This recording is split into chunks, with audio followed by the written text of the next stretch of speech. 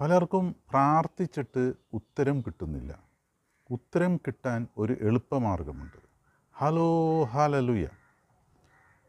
പണ്ട് നമ്മൾ ചരിത്രത്തിലൊക്കെ വായിക്കുന്നുണ്ട്, ഒരു രാജാവ് തൻ്റെ നഗരത്തിന് ചുറ്റും കോട്ട പണിതിട്ടാണ് ആ നാട് ഭരിക്കുന്നത്. കോട്ടയിലേക്ക് എല്ലാവർക്കും പ്രവേശനമില്ല. പക്ഷേ ശത്രു ആക്രമിക്കാൻ വരുമ്പോൾ ആ കോട്ടയുടെ ഏറ്റവും ബലം കുറഞ്ഞ ഭാഗം ഏതാണെന്ന് നോക്കും, അല്ലെങ്കിൽ വിള്ളലുകൾ ഉള്ള ഭാഗം ഏതാണെന്ന് നോക്കും. ആ വിള്ളലിൽ കൂടിയാണ് അവൻ ഉള്ളിൽ കടക്കുന്നത്.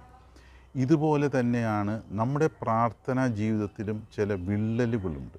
പ്രാർത്ഥിക്കുന്നതും എല്ലാം കറക്റ്റായിരിക്കും, പക്ഷേ ചില വിള്ളലുകൾ. എന്താ വിള്ളലുകൾ? ദൈവം ആഗ്രഹിക്കാത്ത ചിലത് നമ്മളിലുണ്ട്.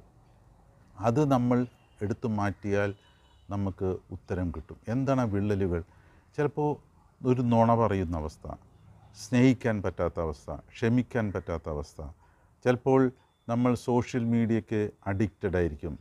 ചിലപ്പോൾ ചില ഭക്ഷണത്തിനോട് ആസക്തി, ചില ഡ്രസ്സിങ് രീതിയോട് ആസക്തി, ചില ആഭരണങ്ങളോട് ആസക്തി, അങ്ങനെ പലതും. എല്ലാം നമ്മൾ പരിശോധിച്ച് നോക്കുക. ദൈവം ആഗ്രഹിക്കാത്ത എന്താണ് നമ്മുടെ കയ്യിലുള്ളത്, അതെല്ലാം ശുദ്ധീകരിക്കുക, എടുത്തു മാറ്റുക. അപ്പോൾ വിള്ളലുകൾ അടച്ചു കഴിഞ്ഞാൽ പിന്നെ സാത്താന് ഉപദ്രവിക്കാൻ സാധിക്കില്ല. അല്ലെങ്കിൽ അവൻ അതിലൂടെ പതുക്കെ ഇങ്ങനെ കയറി വരും. അത് നമ്മൾ അടക്കുക, പൂർണ്ണമായി അടക്കുക. അപ്പോൾ പ്രാർത്ഥനയ്ക്ക് ഉത്തരം കിട്ടും. Hello hallelujah.